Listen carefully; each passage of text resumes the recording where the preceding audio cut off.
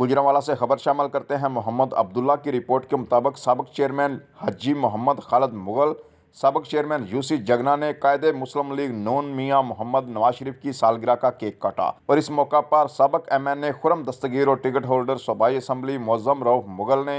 तकरीब में शिरकत करके कारकुनान और इलाका के मुअज़्ज़िज़ीन के दिल जीत लिए। मज़ीद जानते हैं मोहम्मद अब्दुल्ला की इस रिपोर्ट में।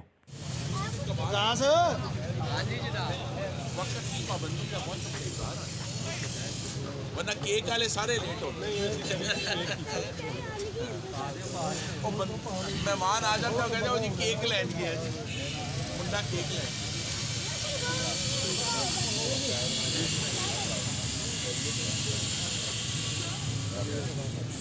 बड़ी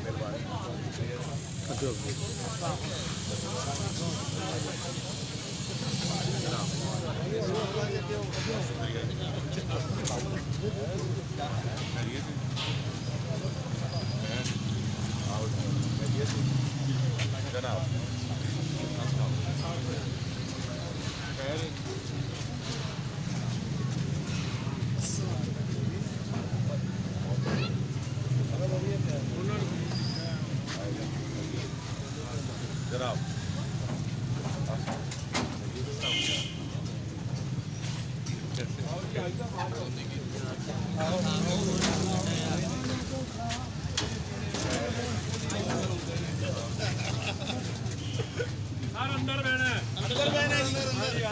अच्छा बाहर धुप्पे चल गए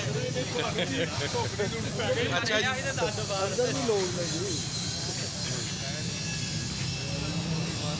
ਪਾਓ ਇਹਨਾਂ ਦੇ ਬਗੈਰ ਨਹੀਂ ਚੱਲਿਆ ਕੰਮ ਕੋਈ ਗੱਲ ਨਹੀਂ ਬਣ ਗਈ ਹਾਲਾ ਤੋਂ ਕਲੀ ਚੱਕੀ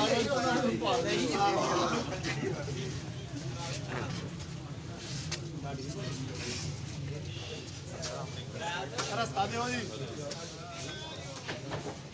बाहर हो सही बाहर हो सही बाहर से सही पर अपना रास्ता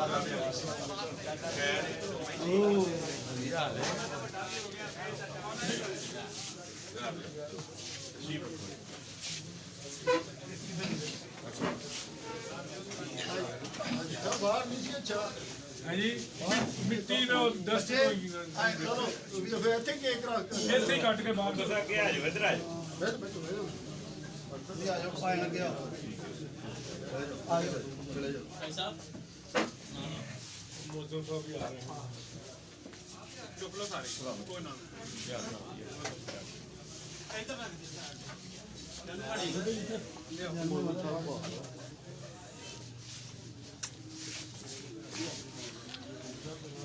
ठीक ठाक क्लियर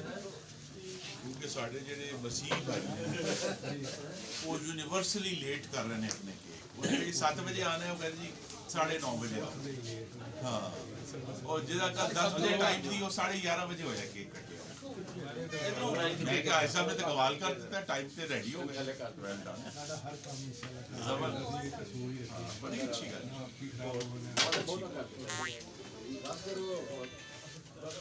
भारत की जो मुश्किल चैलेंज आते हैं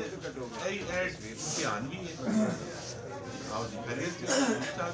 सर मैं सुना है कि तुसी ते मियां जवेद साहब पार्टी नाल अंदरूनी तौर ते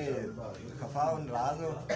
नहीं असी खफा नहीं लेकिन असी एज गल करते हैं पार्टी जाड़ मुशावरत दा जेड़ा दायरा है वो वड्डा होना चाहिए मैं तो हुण ज़ाहिर है कोई चुप के ते गल की नहीं मैं तो खुल के गल की क्या नाम है आपका Ayan thank you so much बहुत शुक्रिया आपका मुस्कुरा दो यार स्माइल कर तो क्या हो गया केक काट वाली कैसी है जी क्या हाल है बेटे अस्सलाम वालेकुम जी ऐसे में बाहर चलिए आओ जी आ जाओ एक मिनट जरा वजन कम कर रहे थे अपना चलिए जी चलो जी मजबूर हैं आप देख रहे हैं हाजी खालिद मुगल चेयरमैन साहब जिन्होंने बहुत ही प्यारा केक काटा गया मियां नवाज शरीफ की आज अपना योम पैदाइश पे और कायद आज़म की योम पैदाइश पे आइए इनसे बात करते हैं कौन कौन सी शख्सियत यहाँ में मौजूद है ये सब कैसे हैं बहुत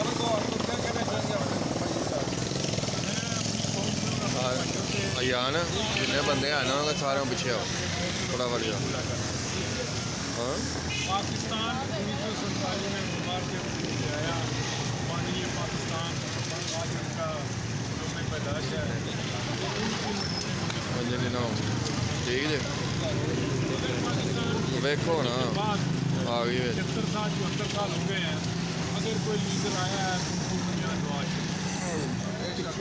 आज उनका भी जो में पैदाश है हम दोनों आज तस्वीर पेश करते हैं और अपने इतना के लिए दुआ वो है नवाज शरीफ साहब लंबी सेहत वाली ज़िंदगी दे